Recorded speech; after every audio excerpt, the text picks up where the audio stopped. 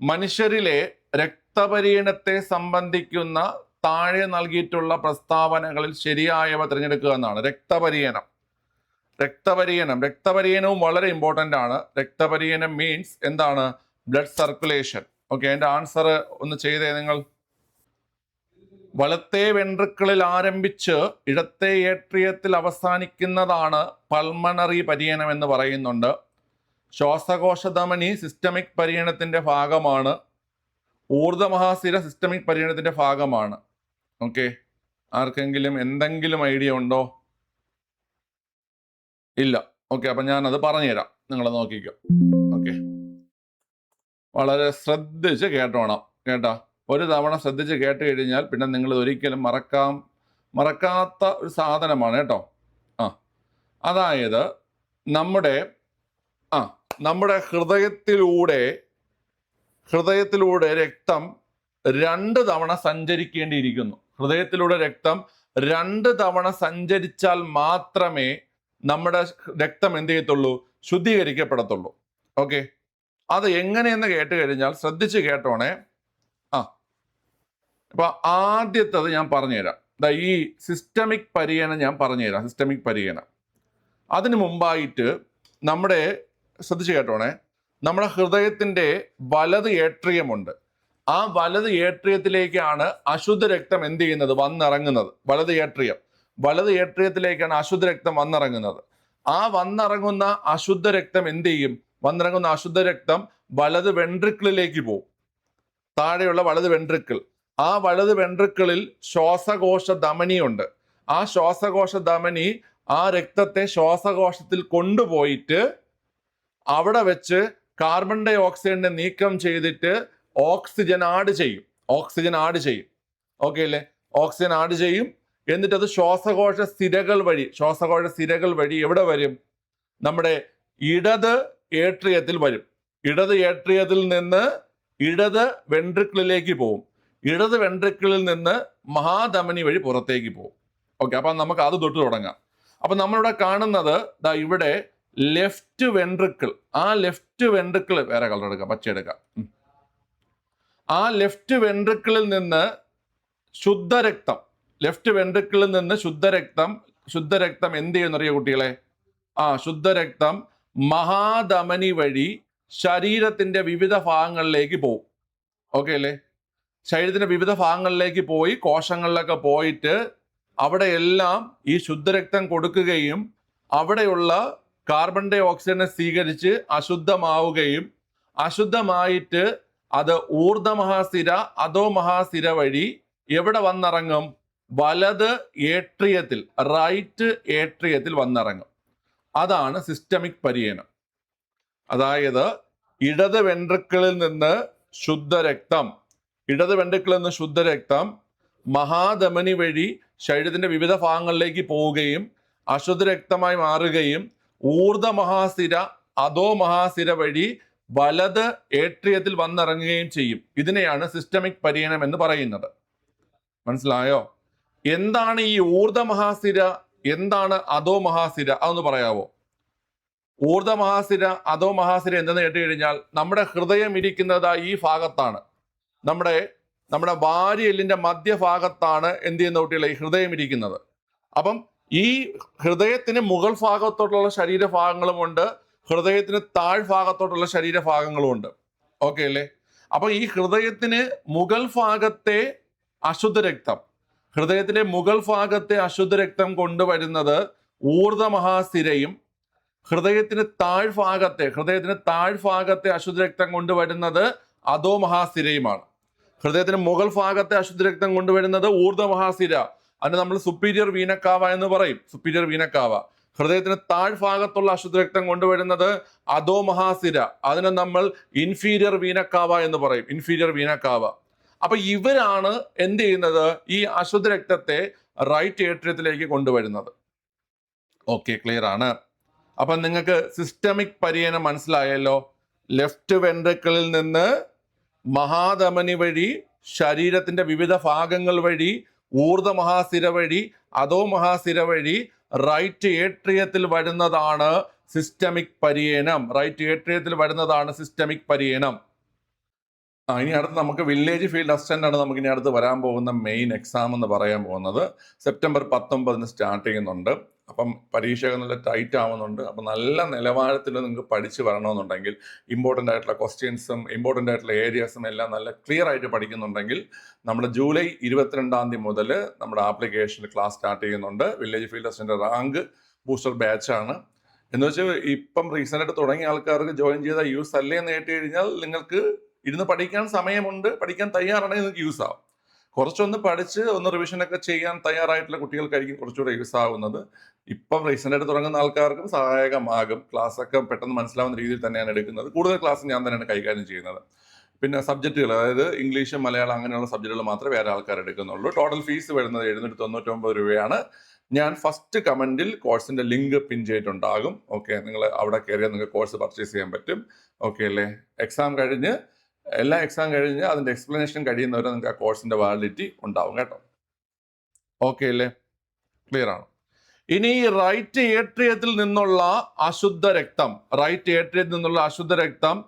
Right വെൻട്രിക്കിളിലേക്ക് പോകും. ആ right വെൻട്രിക്കിളിൽ നിന്ന് ശ്വാസകോശ ധമനി വഴി ശ്വാസകോശത്തിൽ എത്തി പ്യുവറായി ശ്വാസകോശ സ്ഥിര വഴി ലെഫ്റ്റ് ഏട്രിയത്തിൽ വന്നിറങ്ങുന്നതിനെയാണ് പൾമനറി പര്യനം എന്ന് പറയുന്നത്. പൾമനറി പര്യനം. ഓക്കെ അല്ലേ? റൈറ്റ് വെൻട്രിക്കിളിൽ നിന്ന് അശുദ്ധ രക്തം ശ്വാസകോശ ധമനി വഴി ശ്വാസകോശം വഴി ശ്വാസകോശ സ്ഥിര വഴി എവിടെ എത്തുന്നു? ലെഫ്റ്റ് ഏട്രിയത്തിൽ എത്തുന്നു. അതിനെയാണ് പൾമനറി പര്യനം എന്ന് പറയുന്നത്. ഇവിടെ ഇനി വേറെയും ചോദ്യങ്ങളുണ്ട് കുട്ടികളെ, ഹൃദയത്തിന്റെ ഏത് ഭാഗത്താണ് ശുദ്ധരക്തം? പറഞ്ഞേ, ശുദ്ധരക്തം ഏത് ഭാഗത്താണ് ഹൃദയത്തിന്റെ? ആർക്ക് പറയാം? ഹൃദയത്തിന്റെ ഏത് ഭാഗത്താണ് ശുദ്ധരക്തം? ആരും പറയുന്നില്ല. ഹൃദയത്തിന്റെ ഏത് ഭാഗത്താണ് ശുദ്ധരക്തം? ഹൃദയത്തിന്റെ ഇടത് ഭാഗത്ത്, നോ ഡൗട്ട്, ഹൃദയത്തിന്റെ ഇടത് ഭാഗത്താണ് ശുദ്ധരക്തം. ഓക്കെ. വലത് ഭാഗത്ത് അശുദ്ധ രക്തം ഏത് ഭാഗത്തെന്ന് ചോദിച്ചാൽ,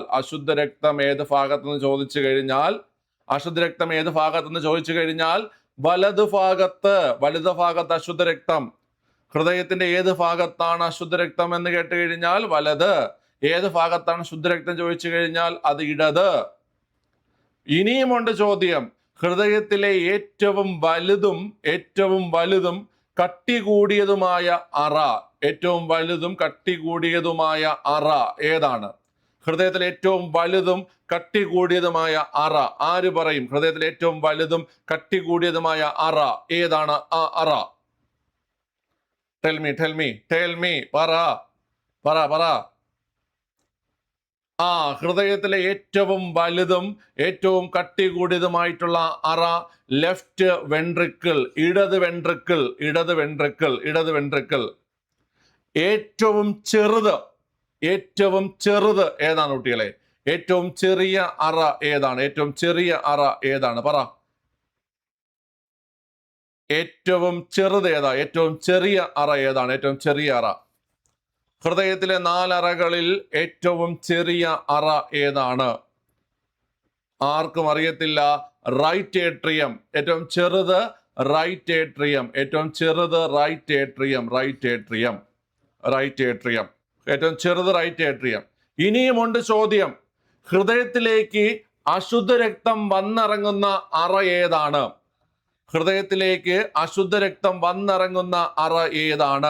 അശുദ്ധ രക്തം വന്നിറങ്ങുന്ന അറ അത് പറ. അശുദ്ധ രക്തം വന്നിറങ്ങുന്ന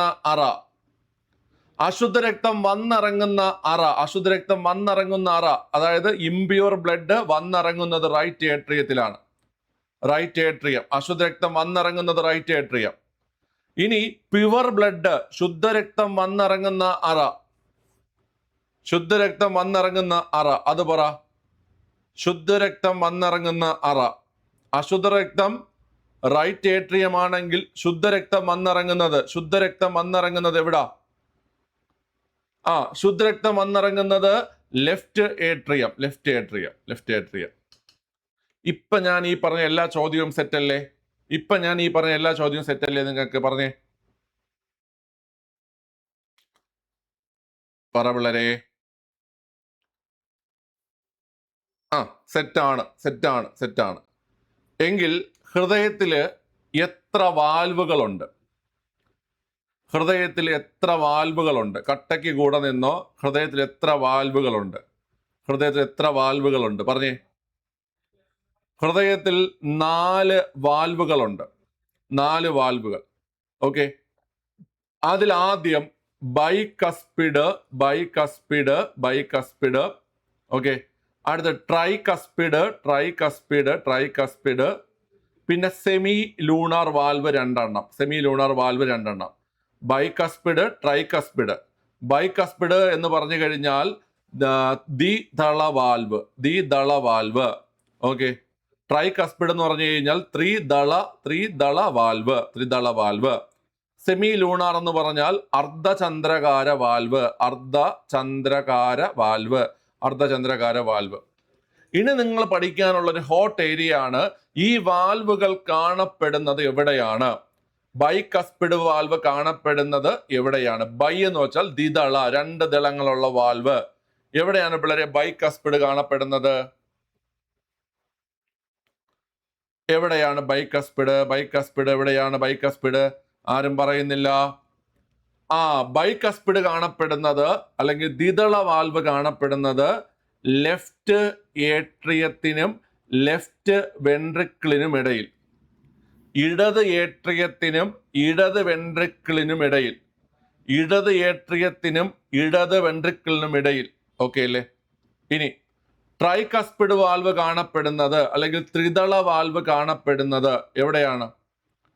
ട്രൈകസ്പിഡ് അല്ലെങ്കിൽ ത്രിദള വാൽവ് കാണപ്പെടുന്നത് എവിടെയാണ്? അത് റൈറ്റ് ഏട്രിയത്തിനും റൈറ്റ് വെൻട്രിക്കിളിനും ഇടയിൽ. 2 സെമി ലൂണാർ വാൽവ് ഉണ്ടെന്ന് പറഞ്ഞില്ലേ? 2 സെമി ലൂണാർ വാൽവ് ഉണ്ടെന്ന് പറഞ്ഞു. ഓക്കെ, 2 സെമി ലൂണാർ അതെവിടെയൊക്കെയാണ്? ഒന്ന് ശ്വാസകോശ ധമനി, അതായത് പൾമണറി ആർട്ടറിയുടെ തുടക്കത്തിൽ. മറ്റൊന്ന് മഹാധമനി അല്ലെങ്കിൽ അയോർട്ടയുടെ തുടക്കത്തിൽ.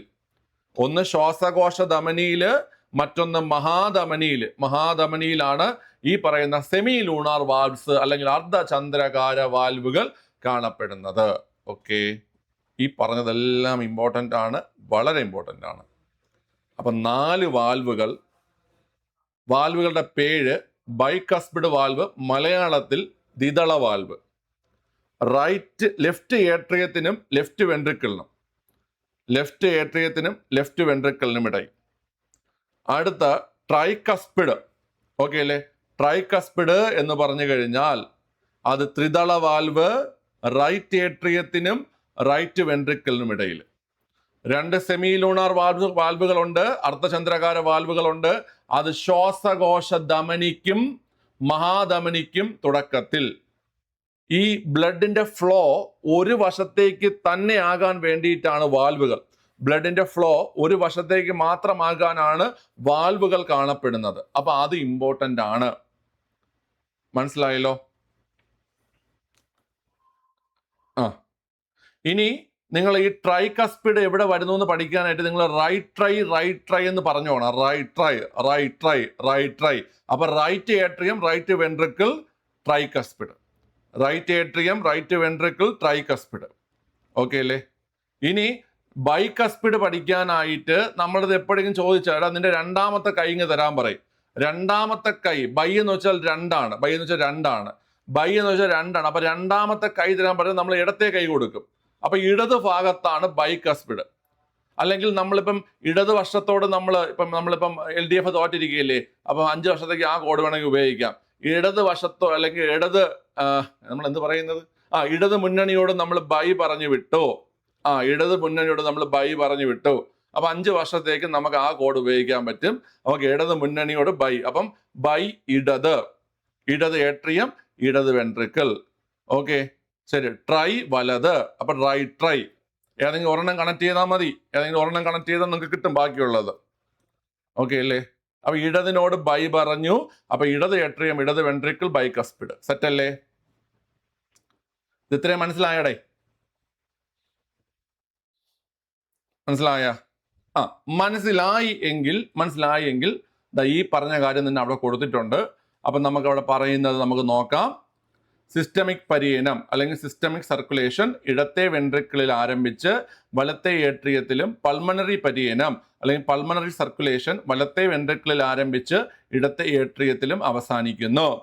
രക്തപര്യനത്തിൽ ഒരേ രക്തം 2 പ്രാവശ്യം ഹൃദയത്തിലൂടെ കടന്നു പോകുന്നതിനാൽ മനുഷ്യനിലെ രക്തപര്യനം ദ്വിപര്യനം എന്നറിയപ്പെടുന്നു.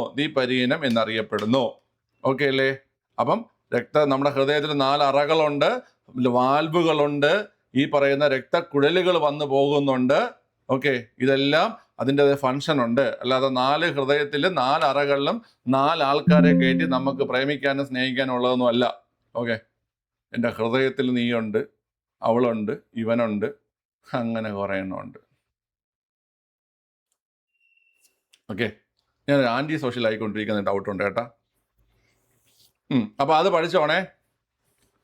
അടുത്ത, ജീവകങ്ങളുടെ അഭാവത്താൽ മനുഷ്യരിൽ ഉണ്ടാകുന്ന അപര്യാപ്തത രോഗങ്ങളുടെ ലക്ഷണങ്ങളിൽ ചിലതാണ് താഴെ നൽകിയിരിക്കുന്നത്. ഈ ലക്ഷണങ്ങൾ ഏത് പോഷകങ്ങളുടെ കുറവിനോടാണ് ബന്ധപ്പെട്ടിരിക്കുന്നതെന്ന് ചോദ്യം. മനസ്സെന്നത് മനസ്സ് ബ്രെയിനാണ്. നമ്മൾ ചിന്തിക്കുന്നതാണ് നമ്മുടെ മനസ്സ്. ഓക്കെ, കുട്ടികളിൽ എല്ലുകൾ വളയുക, മൃദുവാകുക, എളുപ്പത്തിൽ പൊട്ടലുകൾ ഉണ്ടാകുക. ഓക്കെ, അത് നമുക്കറിയാം. റിക്കറ്റ്സ് എന്ന രോഗമാണ്. നമുക്കറിയാം വൈറ്റമിൻ ഡിയുടെ കുറവ് മൂലമാണ് റിക്കറ്റ്സ് വരുന്നത്. പകൽ വെളിച്ചത്തിൽ സാധാരണ കാഴ്ച, മങ്ങിയ വെളിച്ചത്തിൽ അന്ധത, നിശാന്തതയാണ്. അപ്പൊ നമുക്ക് വൈറ്റമിൻ ഡിയും വൈറ്റമിൻ എയും ആണ്. ഓപ്ഷൻ സി ആണ് കേട്ടോ. വൈറ്റമിൻ ഡിയും വൈറ്റമിൻ എയും ആണ്. അത് എളുപ്പമുള്ള ക്വസ്റ്റ്യൻ ആണ്. അതായത് നമ്മുടെ വൈറ്റമിൻ്റെ അപര്യാപ്തത രോഗങ്ങളും അതുപോലെ തന്നെ നമ്മുടെ ജീവകങ്ങളും അപര്യാപ്ത രോഗങ്ങൾ SCRT ബേസ് ആയിട്ടുള്ള കാര്യം തന്നെയാണ് കേട്ടോ. അടുത്ത ക്വസ്റ്റ്യൻ, താഴെ പറയുന്നവയിൽ ഏത് കൂട്ടത്തിലാണ് വെള്ളത്തിൽ ലയിക്കുന്ന ജീവകങ്ങൾ ഉൾപ്പെടുത്തിയിരിക്കുന്നത്? പറ. വെള്ളത്തിൽ ലയിക്കുന്ന ജീവകങ്ങൾ. വെള്ളത്തിൽ ലയിക്കുന്നത് ബിയും സിയും ആണെന്ന് നമുക്കറിയാം അല്ലേ? ആ ജീവകം ബിയും സിയുമാണ്. ഓക്കെ, മറ്റേ നമ്മൾ അടക്കി കൊഴുപ്പ് അല്ലെങ്കിൽ കൊഴുപ്പ് കേട എന്നൊക്കെ പറഞ്ഞ് നമ്മളത് കണക്ട് ചെയ്ത് വെച്ചിട്ടുണ്ട് അല്ലേ? അടുത്ത, മാരകമായ അമീബിക് മസ്തിഷ്ക ജ്വരം മലിനജലത്തിലൂടെ പകരുന്നൊരു രോഗമാണ്. ഈ രോഗം ഉണ്ടാക്കുന്ന സൂക്ഷ്മജീവി ഏതെന്നാണ് ചോദ്യം. ഓക്കെ, മാരകമായ അമീബിക് മസ്തിഷ്ക ജ്വരം മലിനജലത്തിലൂടെ പകരുന്ന രോഗമാണ്. ഈ രോഗമുണ്ടാക്കുന്ന സൂക്ഷ്മജീവി ഏതാ പിള്ളേരെ? Naegleria fowleri. PSC ഇഷ്ടപ്പെട്ട ചോദ്യമായി മാറിയിരിക്കുകയാണ് നെഗ്ലേറിയ ഫൗലേറി. അത് നിങ്ങൾക്ക് ചോദിക്കും. ഓക്കെ അല്ലേ? മൈക്കോ ബാക്ടീരിയം വെച്ച് 2 രോഗം പറയടാ. മൈക്കോ ബാക്ടീരിയം വെച്ച് 2 രോഗം പറഞ്ഞേ. മൈക്കോ ബാക്ടീരിയം വെച്ച് 2 രോഗം പറ. മൈക്കോ ബാക്ടീരിയം വെച്ച് 2 രോഗം. ആരും പറയുന്നില്ല, ആർക്കും പറയാൻ പറ്റുന്നില്ല. മൈക്കോ ബാക്ടീരിയം ട്യൂബർകുലോസിസ് ക്ഷയം. മൈക്കോ ബാക്ടീരിയം ലെപ്രെ കുഷ്ഠം. ഓക്കെ, ലെപ്റ്റോസ്പൈറ പറ. ലെപ്റ്റോസ്പൈറ എന്താ? വാട്ട് ഈസ് ലെപ്റ്റോസ്പൈറ എന്താ? അത് ആർക്ക് പറയാം? ലെപ്റ്റോസ്പൈറ എന്താണെന്ന്? എലിപ്പനിക്ക് കാരണമാകുന്ന ബാക്ടീരിയയാണ് ലെപ്റ്റോസ്പൈറ. ഏത് കുട്ടികളെ? ലെപ്റ്റോസ്പൈറ. ഓക്കെ, പ്ലാസ്മോഡിയം വൈവാക്സ് ഒന്ന് പറഞ്ഞേ. പ്ലാസ്മോഡിയം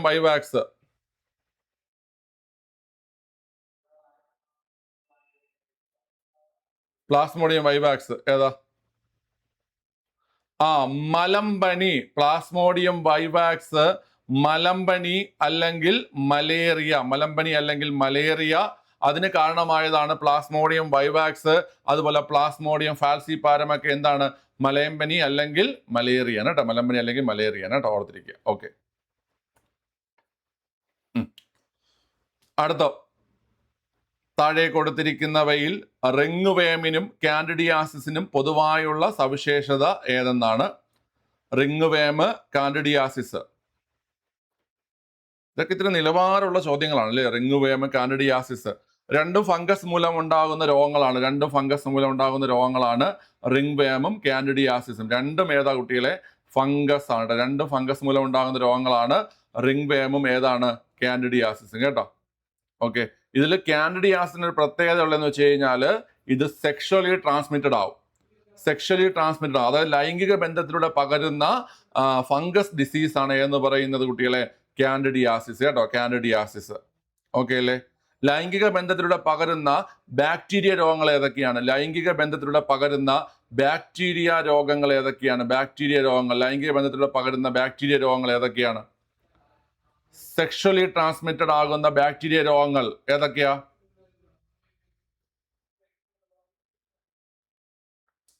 ഏതാ കുട്ടികളെ? ഒന്ന് ഗൊണേറിയ, മറ്റൊന്ന് സിഫിലിസ്. ഗൊണേറിയ ഉണ്ട്, സിഫിലിസും ഉണ്ട്. കേട്ടോ? ഗൊണേറിയയും ഉണ്ട്, സിഫിലിസും ഉണ്ട്. സെക്ഷലി ട്രാൻസ്മിറ്റഡ് ആകുന്ന ബാക്ടീരിയ എന്ന് കേട്ട് കഴിഞ്ഞാൽ ഒന്ന് ഗൊണേറിയ, മറ്റൊന്ന് സിഫിലിസ്. ഓക്കെ, ബാക്ടീരിയ രോഗങ്ങൾ. ഓക്കെ. ഇതില് ഗൊണേറിയയ്ക്ക് കാരണമാകുന്ന ബാക്ടീരിയയുടെ പേര് ആർക്കെങ്കിലും കമന്റ് ചെയ്യാൻ പറ്റുമോ? ഗൊണേറിയയ്ക്ക് കാരണമാകുന്ന ബാക്ടീരിയയുടെ പേര്, ലൈംഗിക ബന്ധത്തിലൂടെ പകരുന്ന ബാക്ടീരിയ രോഗങ്ങൾ. ഗൊണേറിയയ്ക്ക് കാരണമാകുന്ന ബാക്ടീരിയയുടെ പേര് ആർക്കെങ്കിലും കമന്റ് ചെയ്യാൻ പറ്റുമോ? പറ്റുന്നില്ല. ആർക്കും? നിസേറിയ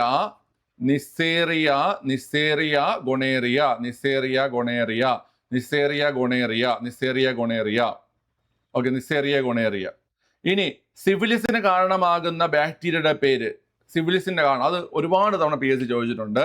സിഫിലിസിന് കാരണമാകുന്ന ബാക്ടീരിയയുടെ പേര് ആർക്ക് പറയാം? സിഫിലിസിന് കാരണമാകുന്ന ബാക്ടീരിയയുടെ പേര് ട്രിപ്പോണിമ പലീഡം.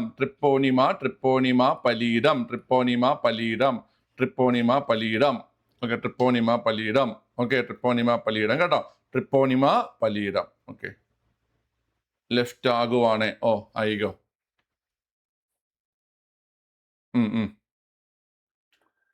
ശരി, അടുത്ത ചോദ്യം നോക്കിയേ. ചർമ്മരോഗവുമായി ബന്ധപ്പെട്ട് ഒരു രോഗി ഈ സഞ്ജീവനി സേവനം ഉപയോഗിക്കുന്നു. രോഗിയുടെ സമ്മതത്തോടെ ഡോക്ടർ രോഗിയുടെ പൂർവ്വകാല ഡിജിറ്റൽ ചികിത്സാരേഖകൾ, മരുന്നുകുറിപ്പുകൾ പരിശോധിക്കാൻ ആഗ്രഹിക്കുന്നു.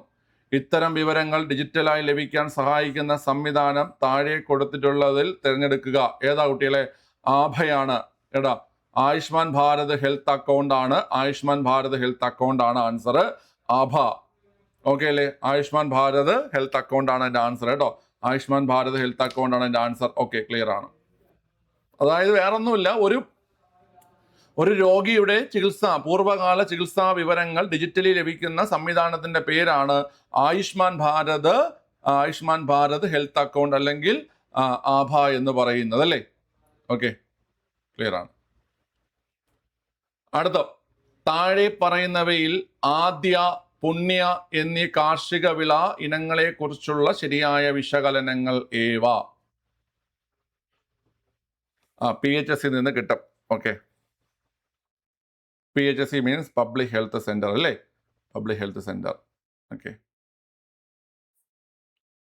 താഴെ പറയുന്നവയിൽ ആദ്യ, പുണ്യ എന്നീ കാർഷിക വിളകൾ എന്താ പിള്ളേരെ? ഇവ രണ്ടും നെല്ലിനങ്ങളാണ്. കേരള കാർഷിക സർവകലാശാലയുമായി ബന്ധപ്പെട്ടതാണ്. അതായത് 1ഉം 2ഉം ശരിയാണ്. ഇവ രണ്ടും നെല്ലിനങ്ങളാണ്. ആദ്യ ആയിക്കോട്ടെ, പുണ്യ ആയിക്കോട്ടെ, രണ്ടും നെല്ലിനങ്ങളാണ്. കേരള കാർഷിക സർവകലാശാലയുമായി ബന്ധപ്പെട്ടതാണ്. ഓപ്ഷൻ ബി ആണ് ആൻസർ. ഓക്കെ അല്ലേ? നെക്സ്റ്റ് ക്വസ്റ്റ്യൻ ചെയ്തേ.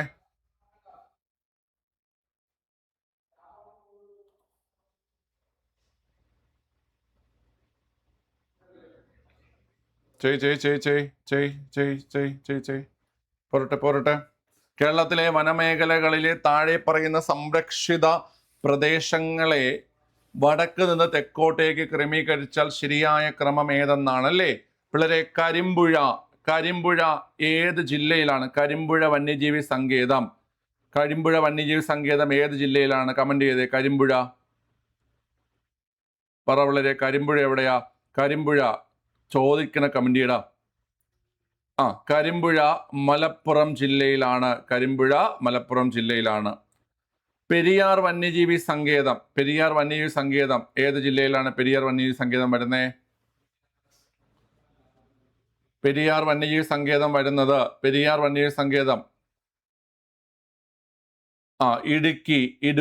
ഇടുക്കിയിലാണ് പെരിയാർ വന്യജീവി സങ്കേതം. ഇടുക്കി. ആറളം വന്യജീവി സങ്കേതം എവിടെയാ വരുന്നത്? ആറളം കണ്ണൂർ അല്ലേ? ആറളം കണ്ണൂര്. ആറളം കണ്ണൂര്. നെയ്യാറ് വരുന്നത് തിരുവനന്തപുരം. അപ്പൊ ഇതില് വടക്കുന്ന് തെക്കോട്ടെന്ന് പറയുമ്പം ആദ്യം ആറളം വരും. അപ്പൊ 3 ആദ്യം വരും. ആറളത്തിന് ശേഷം വരുന്നത് കരിമ്പുഴ. അപ്പം 2 അതിന് ശേഷം വരും. അപ്പൊ ഓപ്ഷൻ ഡി ആണ് ആൻസർ. 3, 1, 2, 4. 3, 1, 2, 4. ഓക്കെ, 3, 1, 2. അത് എളുപ്പമുള്ള ക്വസ്റ്റ്യൻ ആണ്. അടുത്ത ചോദ്യം. മിനറൽ വാട്ടർ ബോട്ടിലുകളിലും ചിലതരം സോഫ്റ്റ് ഡ്രിങ്ക് ബോട്ടിലുകളിലും സാധാരണയായി ഉപയോഗിക്കപ്പെടുന്ന പ്ലാസ്റ്റിക് ആണ് PET അഥവാ പോളി എത്തിലീൻ ടെർത്തലൈറ്റ്. താഴെ കൊടുത്തിരിക്കുന്നവയിൽ ഇത്തരം പ്ലാസ്റ്റിക്കുകളെ തിരിച്ചറിയാൻ സഹായിക്കുന്ന പുനഃചംക്രമണ ചിഹ്നം ഏതെന്നാണ് ചോദ്യം. ഏതാണ്? ഓപ്ഷൻ എ ആണ്. ഇതാണ് വരുന്നത്. ഓക്കെ, അപ്പൊ അത് പഠിക്കാനായിട്ട് നിങ്ങൾ അത് പഠിക്കേണ്ട ഒരു ഇമ്പോർട്ടൻ്റ് ഏരിയ ആണ്. അത് നമുക്ക് SCERT ഉണ്ട് പിള്ളേരെ. അത് SCERT നമുക്ക് 9ാം ക്ലാസ് കെമിസ്ട്രിയിൽ നമുക്ക് അത് എന്ത് ചെയ്യുന്നുണ്ട്? പറയുന്നുണ്ട്. 9ാം ക്ലാസ് കെമിസ്ട്രിയിൽ എവിടെ പറയുന്നു എന്ന് കേട്ട് കഴിഞ്ഞാൽ നമുക്കവിടെ പദാർത്ഥങ്ങളുടെ രസതന്ത്രം എന്ന് പറയുന്ന ഒരു ചാപ്റ്ററിൽ പറയുന്നുണ്ട് കേട്ടോ. ഓക്കെ, അതായത് ഈ നമ്പർ വേണം നിങ്ങൾ പഠിക്കേണ്ടത്. നമ്പർ പഠിക്കുക മീൻസ് കണ്ട 1 വരുന്നത് PET ആണ് കേട്ടോ. 1 വരുന്നത് PET ആണ്. അതായത് പോളി എഥിലീൻ ടെർത്തലൈറ്റ് കേട്ടാ. 1 എന്ന് പറഞ്ഞാൽ PET പോളി എഥിലീൻ ടെർത്തലൈറ്റ് ആണ് 1 വരുന്നത്. Poly ethylene ടെർത്തലൈറ്റ്. ഓക്കെ, അടുത്ത 2 വരുന്നത് HDPE സാന്ദ്രത കൂടിയ പോളി എഥിലീൻ. ഓക്കെ അല്ലേ? അതായത് 1 വെച്ചാൽ 1 മീൻസ് അതിനെ ഉദ്ദേശിക്കുന്നത് HDPE എന്ന് വെച്ചാൽ എന്താ ഉദ്ദേശിക്കുന്നത്? HDPE high density polyethylene. HDPE എന്ന് വെച്ചാൽ ഹൈ ഡെൻസിറ്റി പോളി എഥിലീൻ ആണ് വരുന്നത്. അടുത്ത 3 എന്ന് പറഞ്ഞാൽ വരുന്നത് PVC ആണ്. പോളി വിനൈൽ ക്ലോറൈഡ് കേട്ടാ. പോളി വിനൈൽ ക്ലോറൈഡ് 3 എന്ന് വെച്ചാൽ PVC പോളി വിനൈൽ ക്ലോറൈഡ് ആണ് വരുന്നത്. ഓക്കെ, അതുപോലെ നമുക്കിവിടെ കാണാൻ കഴിയും 4 എന്ന് പറഞ്ഞാൽ LDPE low density polyethylene സാന്ദ്രത കുറഞ്ഞ പോളി എഥിലീൻ. അപ്പം 1 എന്ന് പറഞ്ഞാൽ PET പോളി എഥിലീൻ ടെർത്തലൈറ്റ്. 2 എന്ന് പറഞ്ഞാൽ ഹൈ ഡെൻസിറ്റി പോളി എഥിലീൻ. 3 എന്ന് പറഞ്ഞാൽ പോളി വിനൈൽ ക്ലോറൈഡ്. 4 എന്ന് പറഞ്ഞു കഴിഞ്ഞാൽ low density polyethylene. Okay, 5 എന്ന് പറഞ്ഞാൽ PP ആണ്. പോളിപ്രൊപ്പലീൻ. എന്താ കുട്ടികളെ? പോളിപ്രൊപ്പലീൻ. 5 പോളിപ്രൊപ്പലീൻ. അതുപോലെ 6 എന്ന് പറഞ്ഞാൽ പോളിസ്റ്റെറീൻ ആണ് 6. ഓക്കെ, 7 എന്ന് പറഞ്ഞു കഴിഞ്ഞാൽ മറ്റുള്ളവ. അപ്പോൾ ഓൾറെഡി ചോദ്യം വന്നത് കൊണ്ട് തന്നെ നിങ്ങൾ ഇത് അലർട്ടായിരിക്കണം. വളരെ ഇമ്പോർട്ടൻ്റ് ആണ്. ഓക്കെ, വളരെ ഇമ്പോർട്ടൻ്റ് ആണ്. ചോദ്യങ്ങൾ ഈ പറഞ്ഞ രീതിയിൽ വീണ്ടും പ്രതീക്ഷിക്കണം. PSC ഒരു സാധനമൊക്കെ ചോദിച്ചു തുടങ്ങിക്കഴിഞ്ഞാൽ പിന്നെ എന്ത് ചെയ്യും പിള്ളേരെ? ഇടയ്ക്കിടയ്ക്ക് ചോദിക്കും. ഓക്കെ, അങ്ങനെയാണെങ്കിൽ നിങ്ങൾ ഇവിടെ ഒന്ന് ആൻസർ ചെയ്യണം പിള്ളേരെ. ഏതാണ് പോളി എഥിലീൻ ടെർത്തലൈറ്റ്? ഇതിൽ ഏത് വരും? പോളി എഥിലീൻ ടെർത്തലൈറ്റ് ഏത് വരുവാടാ? ഓപ്ഷൻ എ വരും അല്ലേ? Option A. P വരും അല്ലേ? P വരും. ഓക്കെ, അപ്പൊ 2 എന്തുവാ? 2 എന്തുവാ? കമന്റ് ചെയ്തേ. 2 എന്തുവാ? ഇപ്പൊ പഠിച്ചിട്ട് വന്നേ ഉള്ളൂ. 2 എന്താ? ചോക്കി മുട്ടായി 7 ആണ്. മുട്ടായി അങ്ങനെ മുട്ടായിനെ ആതിരയാണ്. 2 high density polyethylene. High density polyethylene. High density polyethylene. Okay, high density polyethylene. മൂന്നെന്താ? മൂന്ന്. High density polyethylene. മൂന്നെന്താ? Tell me. മൂന്നെന്താ? മൂന്ന് പോളിവിനൈൽ ക്ലോറൈഡ്. മൂന്ന് പോളിവിനൈൽ ക്ലോറൈഡ്. Polyvinyl chloride. നാലെന്താ? നാല് പറ. നാലിന്റെ ലാ പിടിച്ചാ മതി. പിള്ളേരെ. Low density polyethylene. അപ്പൊ 1 polyethylene terephthalate, 2 high density polyethylene, 3 polyvinyl chloride, 4 low density polyethylene. 4 low density polyethylene. Okay, നിങ്ങൾ അത് പഠിച്ചെങ്കിൽ ഒന്ന് ഓർത്ത് പറഞ്ഞേ. 5 എന്താ? 5 PP എന്താണ്? പോളിപ്രൊപ്പലീൻ. 5 PP പോളിപ്രൊപ്പലീൻ. 6 എന്താ? 6 പോളിസ്റ്ററീൻ. 6 എന്താ കുട്ടികളെ? പോളിസ്റ്ററീൻ. 6 പോളിസ്റ്ററീൻ. അപ്പൊ 1 polyethylene terephthalate, 2 high density polyethylene, 3 polyvinyl chloride, 4 low density polyethylene, 5 പോളിപ്രൊപ്പലീൻ.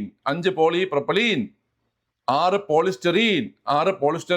7 others. Okay അല്ലേ? അപ്പൊ ഇത് തൽക്കാലം പഠിച്ചിരിക്കുക. ഇനി ഇത് എവിടേക്കാണ് വരുന്നത് എന്നുള്ളൊരു പോർഷൻ ഉണ്ട്, അത് ഞാൻ പറഞ്ഞുതരാം കേട്ടോ. ഓക്കെ, നിങ്ങൾക്ക് ആ ഏരിയയിൽ നിന്ന് ചോദിക്കുന്നെങ്കിൽ ഇത് തന്നെ എന്ത് ചെയ്യും കുട്ടികളെ? കയറി ചോദിക്കും കേട്ടോ. ശരി, അടുത്ത ക്വസ്റ്റ്യൻ ചെയ്തേ.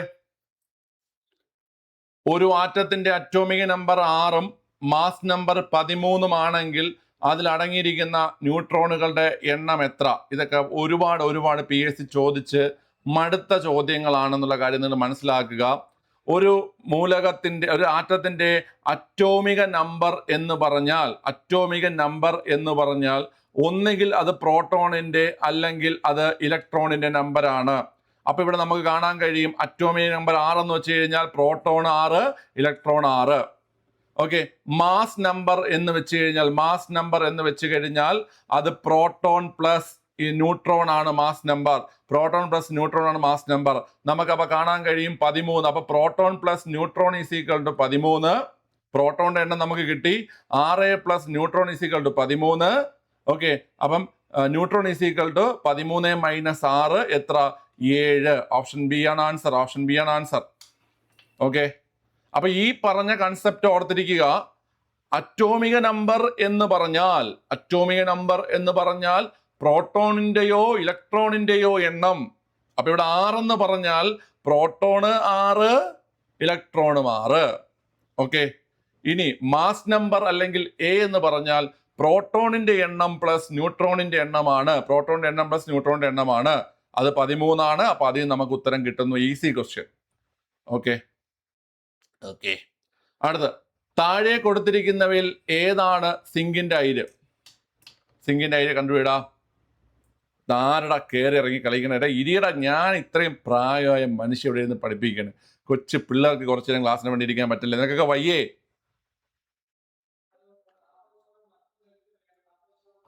നോക്കിക്കോ. സിങ്കിന്റെ അയിര് കലാമിൻ ആണല്ലേ? കലാമിൻ. ഹേമറ്റൈറ്റ് പറഞ്ഞേ. ഹേമറ്റൈറ്റ് എന്തിന്റെ അയിരാണ്? ഹേമറ്റൈറ്റ് എന്തിന്റെ അയിരാണ്? പോയി, മരിച്ചു. ഹേമറ്റൈറ്റ് അയൺ, ഇരുമ്പിന്റെ അയിരാണ് അല്ലെ? ഹേമറ്റൈറ്റ് ഇരുമ്പിന്റെ അയിരാണ് ഹേമറ്റൈറ്റ്. ഓക്കെ, ബോക്സൈറ്റ്, ക്രയോലൈറ്റ് ഇതൊക്കെ എന്തിന്റെയാ? ഇതൊക്കെ എന്തിന്റെയാ?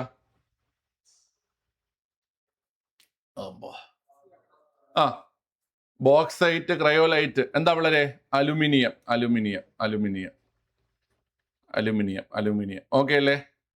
കുപ്രൈറ്റ് എന്തിന്റെയാ?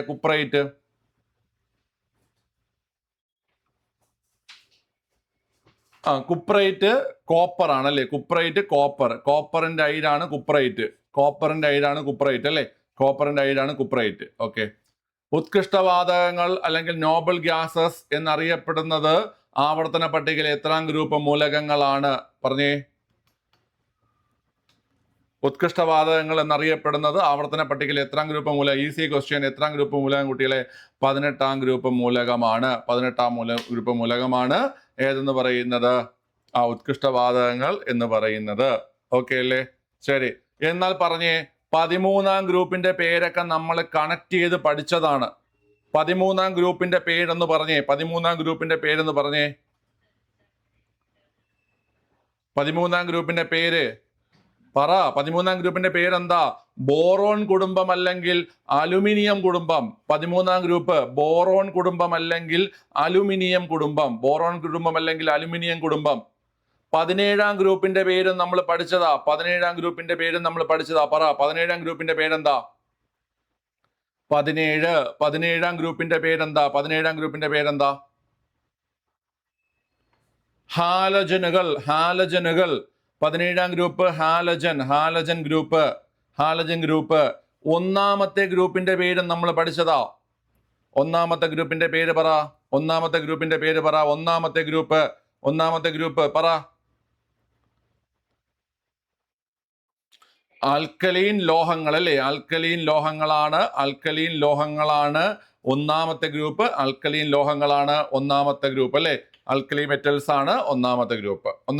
ഏതെന്ന് കേട്ട് കഴിഞ്ഞാൽ ആൽക്കലൈൻ ലോഹങ്ങൾ അല്ലെങ്കിൽ ആൽക്കലൈൻ മെറ്റൽസ് ആണ് ഒന്നാമത്തെ ഗ്രൂപ്പ്. Okay, set.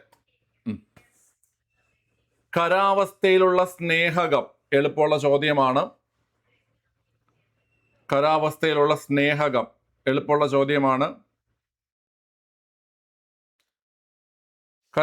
സ്നേഹകം ഏതാ കുട്ടികളെ? ഗ്രാഫൈറ്റ് ആണല്ലേ? ഗ്രാഫൈറ്റ് ആണ് ഖരാവസ്ഥയിലുള്ള സ്നേഹകം. ഗ്രാഫൈറ്റ് എന്തിന്റെ രൂപാന്തരമാണ്? അതൊന്ന് പറഞ്ഞേ. ഗ്രാഫൈറ്റ് എന്തിന്റെ രൂപാന്തരമാണ്? എന്തിന്റെ ആലോട്രോപ്പാണ് ഗ്രാഫൈറ്റ്?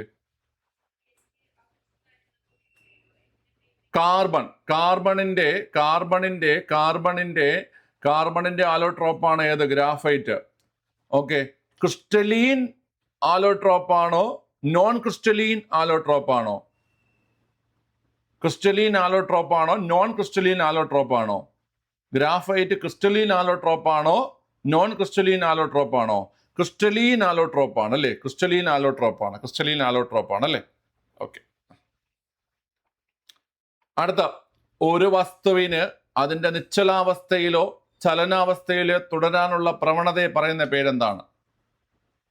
ഒരു വസ്തുവിന് അതിന്റെ നിശ്ചലാവസ്ഥയിലോ ചലനാവസ്ഥയിലോ തുടരാനുള്ള അവസ്ഥയെ പറയുന്ന പേരാണ് ജഡത്വം. എന്താ കുട്ടികളെ?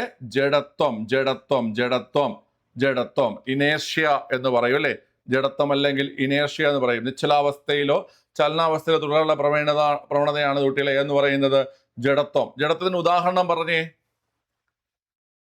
ജഡത്വത്തിന് ഉദാഹരണം ചോദിക്കും. ജഡത്വത്തിന്റെ ഇനേർഷ്യയുടെ ഉദാഹരണം പറഞ്ഞേ.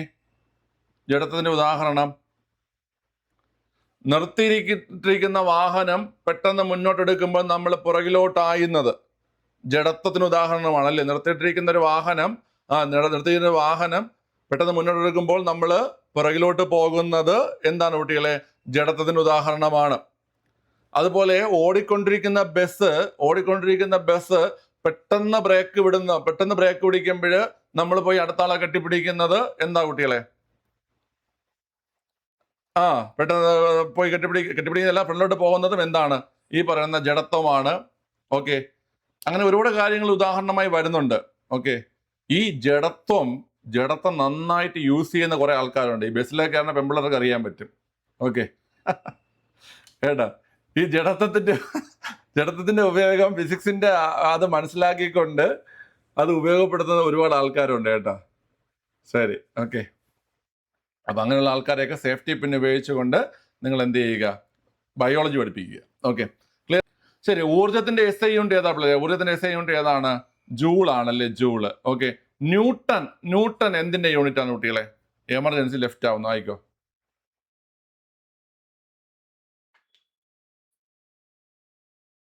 പറഞ്ഞേ. ഊർജത്തിന്റെ ന്യൂട്ടൺ എന്തിൻ്റെയൊക്കെയാണ്? ന്യൂട്ടൺ ബലത്തിന്റെ യൂണിറ്റ് ന്യൂട്ടൺ ആണ്. ബലത്തിന്റെ യൂണിറ്റ് ന്യൂട്ടൺ ആണ്. ഞാൻ പറയുന്നു ഭാരത്തിന്റെ യൂണിറ്റും ന്യൂട്ടൺ ആണ്. ശരിയാണോ? ഭാരത്തിന്റെ യൂണിറ്റ് ന്യൂട്ടൺ ആണ്. ശരിയാണോ കുട്ടികളെ? ബലത്തിന്റെ യൂണിറ്റ് ന്യൂട്ടൺ ആണ്. അതുപോലെ ഭാരത്തിന്റെ യൂണിറ്റ്, വെയിറ്റിന്റെ യൂണിറ്റ് ന്യൂട്ടൺ ആണെന്ന് പറഞ്ഞാൽ ശരിയാണോ?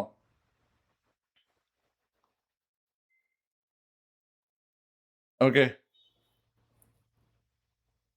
ആ നല്ല കൊള്ളാം. എടേ, ഭാരത്തിന്റെ യൂണിറ്റ് അല്ലെങ്കിൽ വെയിറ്റിന്റെ യൂണിറ്റ് ന്യൂട്ടനും ഓക്കെ അല്ലെങ്കിൽ കിലോഗ്രാം വെയിറ്റുമാണ്.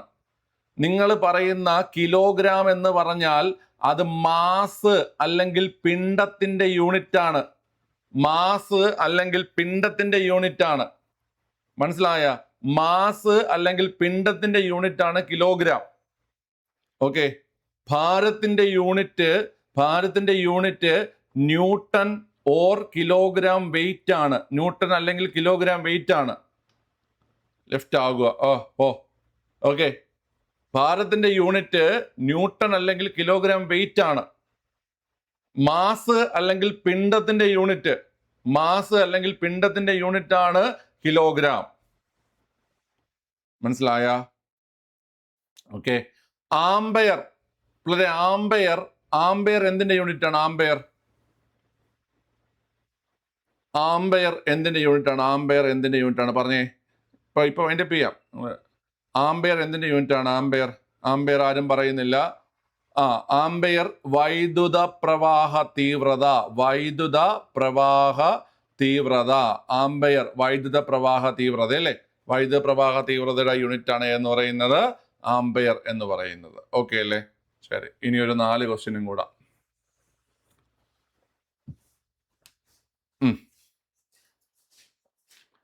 റിച്ചർ സ്കെയിൽ ഉപയോഗിച്ച് അളക്കാവുന്നത് എന്തിനെയാണ്?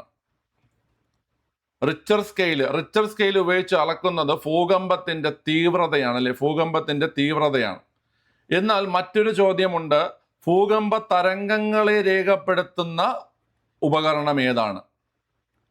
ഭൂകമ്പ തരംഗങ്ങളെ രേഖപ്പെടുത്തുന്ന ഭൂകമ്പത്തിന്റെ തീവ്രത രേഖപ്പെടുത്തുന്നത് റിച്ചർ സ്കെയിൽ ആണെങ്കിൽ, ഭൂകമ്പ തരംഗങ്ങളെ രേഖപ്പെടുത്തുന്ന ഉപകരണം ഏതാ പിള്ളേരെ? ഭൂകമ്പ തരംഗങ്ങളെ രേഖപ്പെടുത്തുന്ന ഉപകരണം സീസ്മോഗ്രാഫ്. ഏതാ പിള്ളേരെ? സീസ്മോഗ്രാഫ്. ഭൂകമ്പ തരംഗങ്ങളെ രേഖപ്പെടുത്തുന്നത് ഏതാണ്? സീസ്മോഗ്രാഫ് ആണ്. സീസ്മോഗ്രാഫ്. ഓക്കെ, ശരി. പ്രകാശ സംശ്ലേഷണ സമയത്ത് സംഭവിക്കുന്ന ഊർജ പരിവർത്തനം. പറഞ്ഞേ, പ്രകാശ സംശ്ലേഷണ സമയത്ത് സംഭവിക്കുന്ന ഊർജ പരിവർത്തനം ഏതാണ്? ടെൽ മീ പറഞ്ഞോ. പ്രകാശ സംശ്ലേഷണ സമയത്ത് പ്രകാശോർജം രാസോർജമായി മാറുന്നു. ഓപ്ഷൻ സി അല്ലേ? പ്രകാശോർജം രാസോർജമായി മാറുന്നു. ഓക്കെ, അയ്യോ,